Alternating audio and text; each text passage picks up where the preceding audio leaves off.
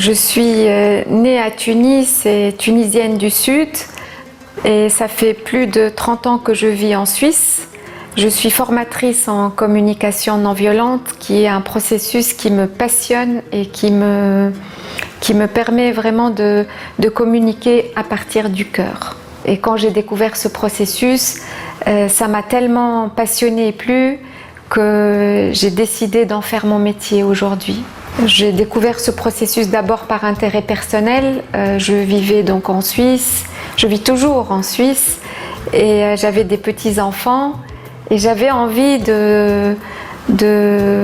d'apprendre à éduquer de manière qui soit satisfaisante pour moi. Par hasard, j'ai lu un livre qui s'appelle « Cessez d'être gentil, soyez vrai » de Thomas d'Ansembourg.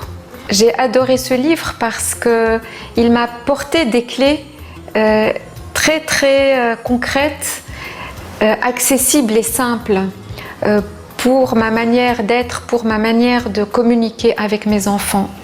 Donc ça m'a donné envie d'en savoir plus et je me suis tout de suite inscrite à un séminaire en communication non violente.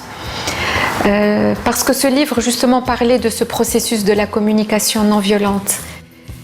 Et dans ce séminaire qui était donné par Anne Bourrit, j'ai été assez frappée par la puissance de ce processus parce que dans ce séminaire on pratiquait, on apprenait par l'expérience. Et ça m'a d'une certaine manière bouleversée dans ma manière d'être avec les autres et dans ma manière de communiquer avec moi aussi. Et ça m'a donné envie d'aller encore plus loin, donc je me suis tout de suite inscrite à un deuxième séminaire. Et dans ce séminaire, j'ai proposé à Anne d'aller avec moi transmettre, donner un séminaire en Tunisie et elle m'a dit oui. C'était très porteur à l'intérieur, j'avais vraiment besoin d'un contact de cœur à cœur avec les Tunisiens et j'ai vu à quel point les Tunisiens avaient envie d'apprendre, ils avaient envie d'apprendre à communiquer, ils avaient envie d'approcher les conflits différemment. Je pense qu'en ayant vécu, on va dire, la moitié de ma vie en Suisse et la moitié de ma vie en Tunisie, je peux avoir assez de recul pour bien observer et bien connaître les différences culturelles.